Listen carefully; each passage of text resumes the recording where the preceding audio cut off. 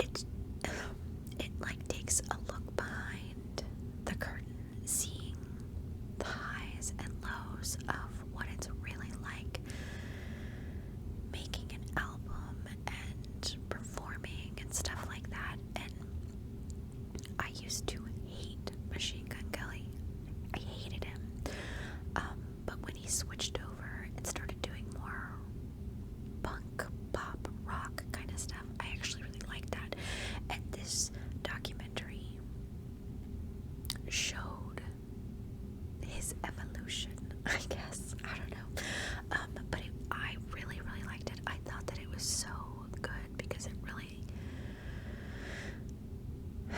it lets you see behind the curtain, you know? Like, you think a certain thing about a celebrity or something, but in reality it's totally different. And like, his life is actually really hard. And I know you're like, he's a celebrity, he gets everything handed to him and stuff, and it's not actually like that. What the media and public relations show you is not what it's really like. His life is actually quite sad, and he worked really hard to get these #1 albums. And in doing so, he realized that he kind of, when he found out that he got this #1 album, he was alone. He didn't have his girlfriend or fiance or whatever. He didn't have his kid. He was alone. And he thought that it was going to be the greatest feeling in the world to get that #1. And then when he got the #1, it was very sad and depressing. I don't know. And a lot of people hate him. And they would show up to his concerts and literally talk crap to him, throw bottles at him and trash at him. And it's like they don't see that his daughter is on spring break and spending time with her dad. You know, I don't know. It was just very eye-opening and sad, really. I liked it. And it made me look at not only him, but other artists and celebrities in a different light. You know, I don't know. I thought it was interesting. And it's really cool to see somebody grow up, I guess. I don't know. Anyway, okay, the next thing that I saw was Stranger Things, Season 4, Volume 2. Audience score, Rotten Tomato score gave it an 89. Audience score gave it an 89. I loved it. It stars a bunch of people. Tons of them. So many people that, like, even the actors on the show are like, can we stop adding characters? But this is on Netflix. And this was part 2 of Season 4. And there were only 2 episodes, but these episodes were like an hour and a half, an hour and 45 minutes long. So it was quite a chunk of the show. But I was like, why did they separate it like that, you know? And I went to the doctor, and he saw one of the shirts that I was wearing, and he was like, oh, Stranger Things. He's like, I like that show. And then he was like, fun fact for you. He told me that they like released it into 2 sections like that because a lot of people would subscribe to Netflix for 1 month just so they can see a specific show, Stranger Things, and then cancel their subscription after the month because they would get like the first month free or something. I don't know. They've always got some kind of like special thing going on. Anyway, and so he read that it was separated into 2 seasons so that people couldn't do that. And I'm like, that's actually really kind of smart of Netflix to do. Anyway, yeah, so 2 episodes, very, very long, very, very good. And I was like, what's happening? How are things going to end? Because I was under the assumption that this season was going to be the last season.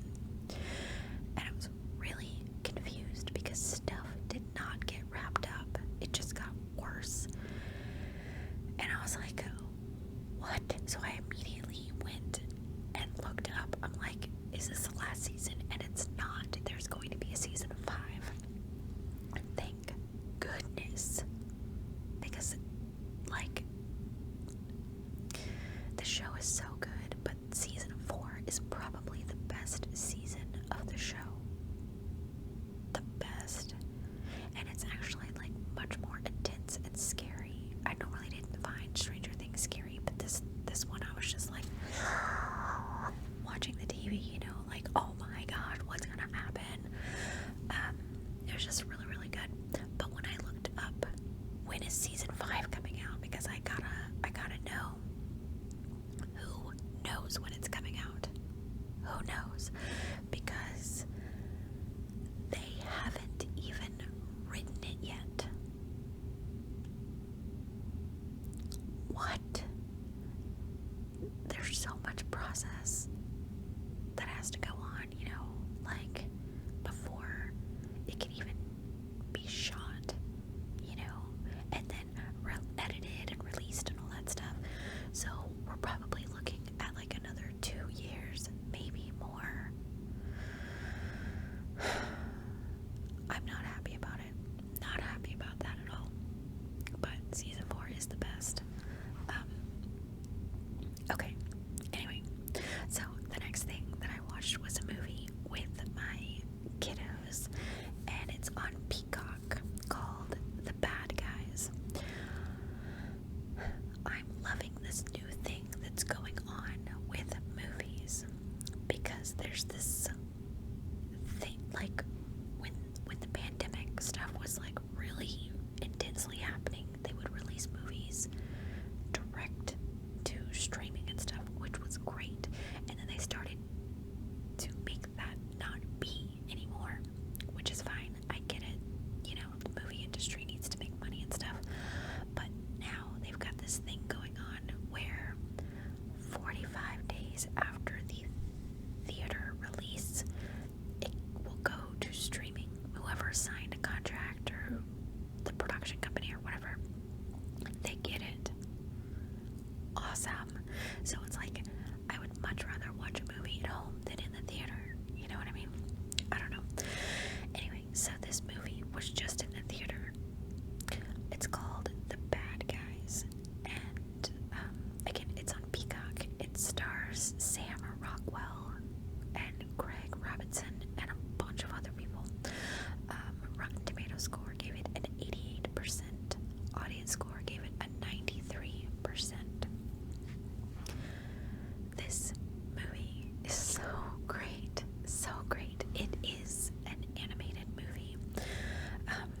But the animation on this movie is very strange. So strange that like it almost distracted me from the movie.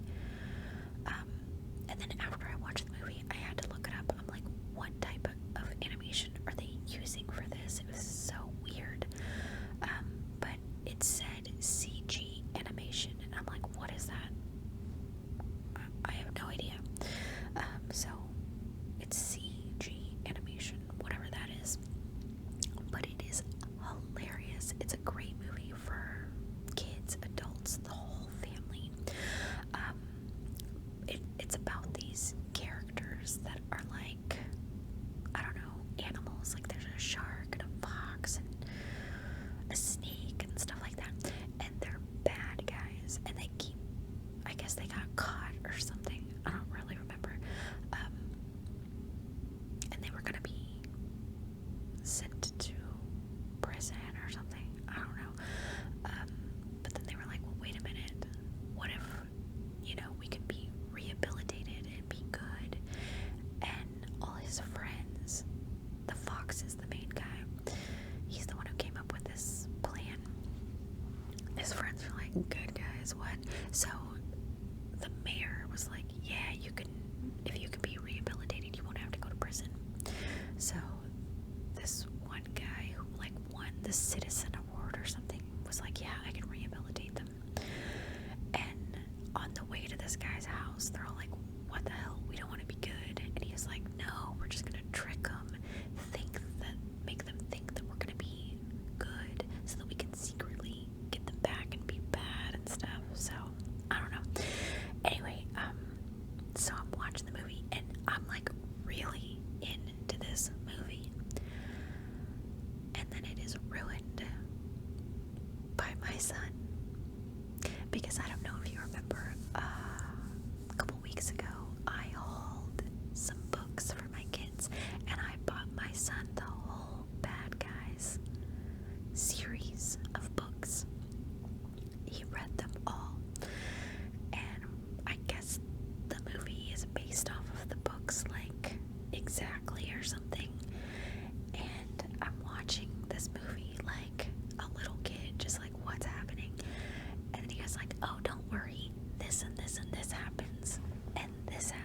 was like, no.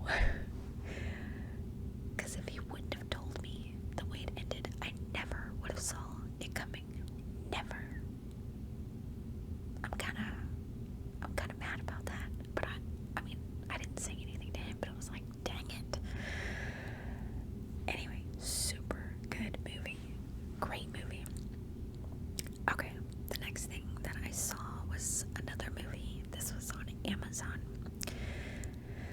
And it is called House of Gucci. I have been waiting forever for this movie to come out on some kind of streaming platform because I hate going to the movie theater.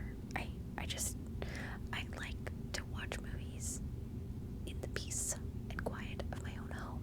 And if I need to pause it and continue on with my life and come back to it, you know, because sometimes you don't have 2 hours, 3 hours to just sit and watch a whole movie, you know. Anyway, so I've been waiting for House of Gucci to come out. Yes, it stars Lady Gaga and Adam Driver. Rotten Tomatoes score gave it a 63%. Audience score gave it an 83%. The audience score is more accurate. I thought that it was great. This is a true story about the Gucci fashion empire. It's about this guy, Lady Gaga meets Adam Driver. I don't know their real names, or their actor names, whatever. But Adam Driver is like a nephew or the son of Gucci. Gucci originally was started, I think, from like brothers or something. I don't know. But he meets Lady Gaga and she's working for her dad or something. And it's basically like their love story, right? Of how they get together and then they team up and basically take over the Gucci empire. But it's not all nice and sweet like that. It starts out like that and then it gets crazy. And it's like, yes, there's love and then drugs and betrayal and revenge and eventually murder. I had no idea any of this stuff. And it's a true story. Like, it's just really good, really crazy, intense story. And I would definitely watch that movie again. It's so good. Okay. The next thing that I watched, it was towards the middle of the month because I was like, I had nothing to watch. And then my mother-in-law sent me a text message and she was like, have you seen this? And I was like, no, it looked really boring and I didn't want to watch it. And she's like, you might want to give it a try because I think you would love it. So I was like, alright, because I didn't have anything else to watch, right? This is probably like the best thing that I watched, or the second best thing that I watched this month. This is a limited series on Peacock called The Offer, and it stars Miles Teller, Matthew Good, and Juno Temple. Rotten Tomatoes score gave it a 55. Audience score gave it a 97, and I agree, 97 all the way. It is a limited little mini-series thing about the making of the movie The Godfather.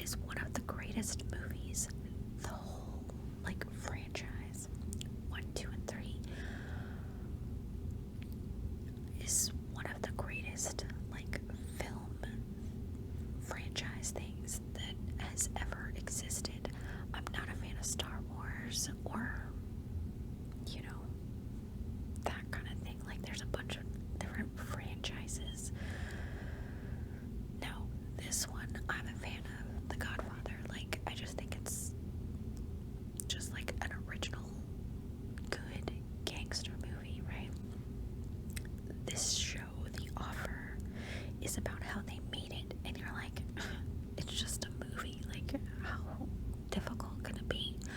Very difficult. The fact that the movie exists is a miracle.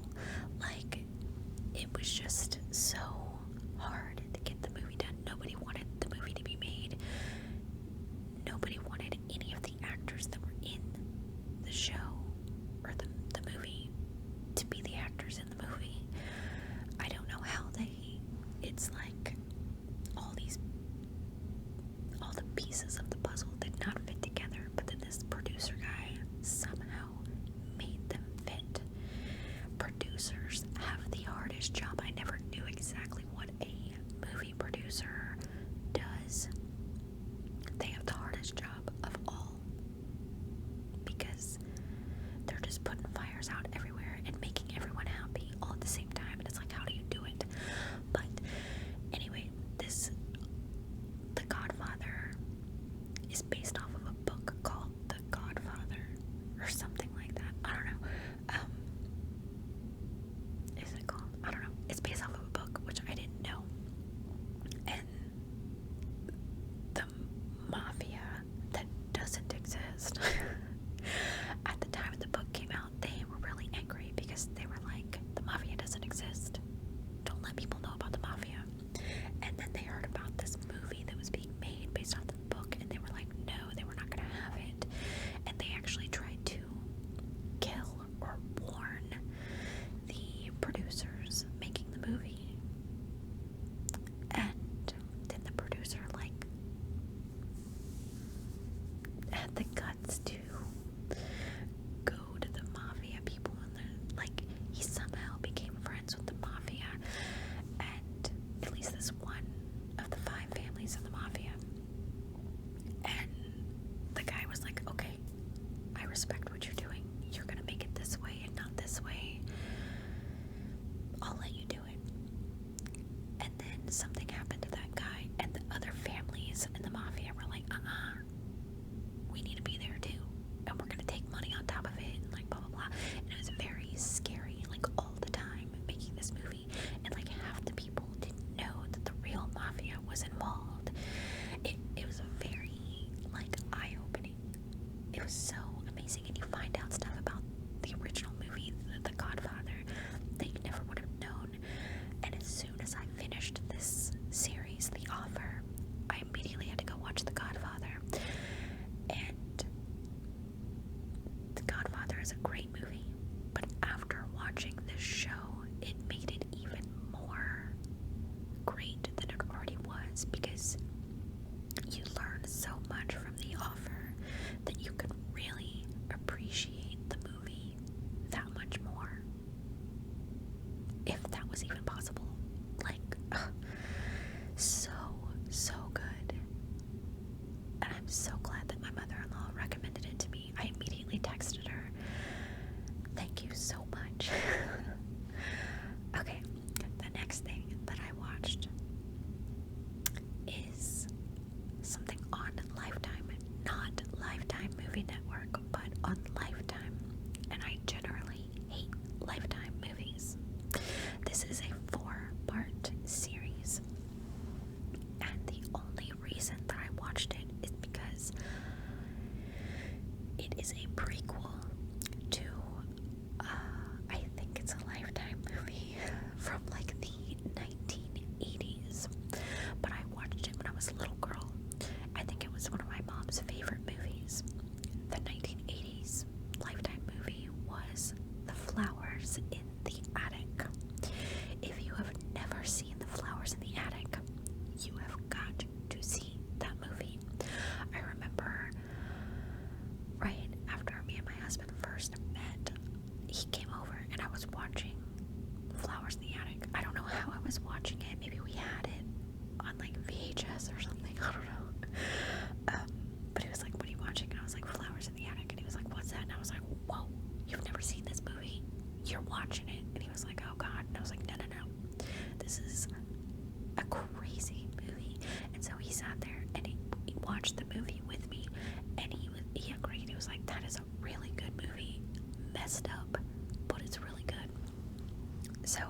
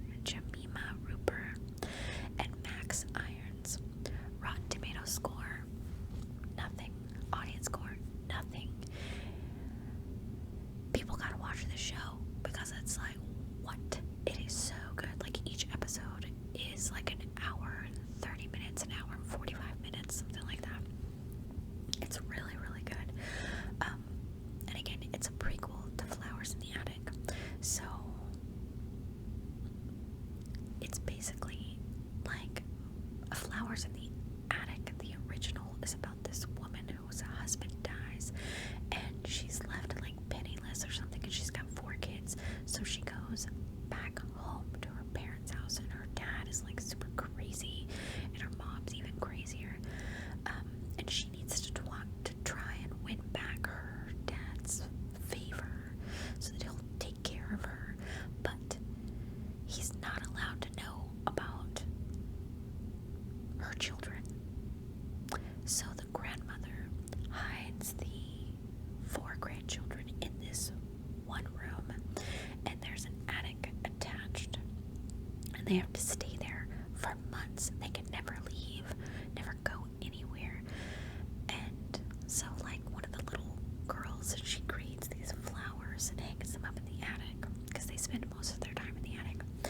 Anyway, so the prequel, the origin, is about the grandmother and the grandpa, how they met, how they got married, how they became so crazy. And because when you watch the old movie from the 80s, you hate the grandmother. She's this evil, mean lady, and you're like, she's the worst, and you just want to kill her. But in the origin, you're like, wow, this woman is so nice and sweet, and you're like, how did she get so crazy? And then you meet her future husband, and he's wonderful. And then they get married, and then she realizes that he's not wonderful, he's crazy, and he tricked her into getting married. But some other stuff happens, and she cannot leave. It's so crazy, and it's like each episode you go to, you're like, it can't get worse than this, and it does. I think it's set in like the 1920s or something. I don't know, maybe a little later. I don't know. Anyway, she's basically trapped in the house, just like, she can't leave or anything like that. Her husband is very controlling and crazy. He never loved her. I don't understand why he actually married her. I don't know. But all he wants is to have a little girl. And she can't give him that. So she's basically worthless. I don't know. It's a really hard movie or show to watch, but it's really, really good. And then it makes you understand why years and years down the line she becomes the grandmother and she's evil and crazy. It's so good. Okay, the next thing that I watched is a movie on Netflix called Persuasion. It stars Dakota Johnson and Cosmo Jarvis. Rotten Tomatoes score gave it a 34. Audience score gave it a 67. I don't know. It's definitely not a 34. It might be a little higher than a 67, but okay, so Persuasion is based off of a Jane Austen novel. Jane Austen is one of the great romantic novelists, I guess. I don't know. Her stories are always really good, and a lot of them have been adapted into movies, I think the best Jane Austen story is the one about her true life, becoming Jane. It's so good. It's one of my top 20 movies. But yeah, it's not the best one. It's still good. Dakota Johnson is the best thing about the movie. If she wasn't in it, it would be like, who cares? I like Dakota Johnson. Like, her voice is very ASMR-y. Like, I could just listen to her talk all day. I don't know. She's a really good actress, though. But I think it's really cool because instead of voiceover so that you can hear her thoughts and emotions and stuff like that. She literally is like acting in the scene, and then she'll look over at the camera and just start talking. It's really cool. I don't know. I liked it. But it's like that classic, you know, you have to choose between love or money and happiness, and, you know, typical Jane Austen. It's nothing new. Like I said, Dakota Johnson was great. She's what made the movie. The love interest guy, Cosmo Jarvis, he was not good. Not good at all. I think his acting sucked. He didn't make me fall in love with him or see why she was in love with him. He was just, ugh. Like, whoever chose that guy to act in the movie chose wrong. Like, they should have chose somebody else. I don't know. It kind of ruined the movie for me. I don't know. And it kind of, maybe it was the way it was written, but he seemed kind of like a whiny baby, and I don't like that. I don't like that at all. But if you want like the classic love story kind of thing, I don't know, it was kind of like, you know, Bridgerton is more modern. It's kind of like that, but less soap opera-y. I don't know. Okay, the last thing that I watched was towards the end of the month, when I was like, there's nothing to watch. There's nothing to watch. I really want to see this one movie that's in the theater, but I don't want to go to the theater, so it's going to be coming out next month, and I'm very excited about it. It's Elvis, the Elvis movie. That's one of the things, like, I'm obsessed with certain people. Lucille Ball, you know, Marilyn Monroe, JFK, Elvis, and I'm like, I guess because I like watched the trailer for the movie and like looked up stuff about it. You know how your phone like records everything that you do and puts little articles in your face because it knows everything about you. Well, there was an article that came out about Elvis movies, because when the trailer came out for Elvis, I was like, thank goodness, because I was like, I love Elvis so much, and I'm like, but there's never been like a biopic about him. Like, how could there not be? You know, like there have been Elvis movies or Elvis like in movies like Walk the Line and stuff like that, you know. But I've never seen anything just dedicated to Elvis before, so I was really excited. Well, I saw this article that said Elvis movies, the best Elvis movies ranked, and I was like, Elvis movies ranked, and it wasn't talking about the movies he's been in, like actual Elvis Presley acting in movies. It's not talking about that. It was talking about like biopic stuff, and I was like, what? There have been Elvis movies that, like, where have I been? I have not seen these. And they were like Elvis, was it Elvis and Nixon, or Nixon and Elvis, something like that. I saw that. That was like, but the number one rated Elvis movie was Elvis: The Early Years. So I immediately was like, what is this? I need to go see this. Guess what? Amazon has it. So I went to Amazon, and it's a 2-part thing. So it's basically like a 3-hour movie, but they broke it down into volume 1, volume 2. But the reason why I really wanted to see it is because the actor who plays Elvis, and I was like, there's no way this guy could be Elvis. No way. Jonathan Rhys Meyers. Jonathan Rhys Meyers is the guy who played King Henry VIII in The Tudors. I love The Tudors, but I hate him because he's such a jerk in the show. But, I mean, he acted it really well. Really well. And I was like, no way that guy could be Elvis. There's no way. I'm gonna watch the show just to prove that this guy is trash. This guy is not trash.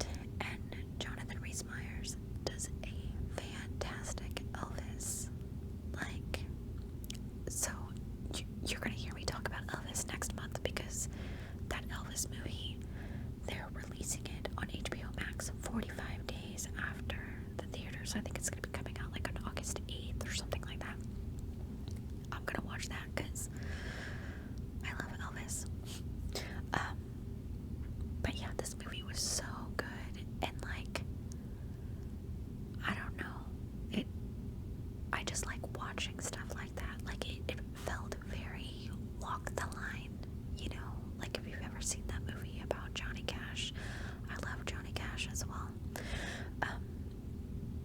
It feels very Walk the Line-ish, you know? And I don't know, it's just so good, and it's not like putting Elvis on a spotlight, like he's a perfect person, because he's not.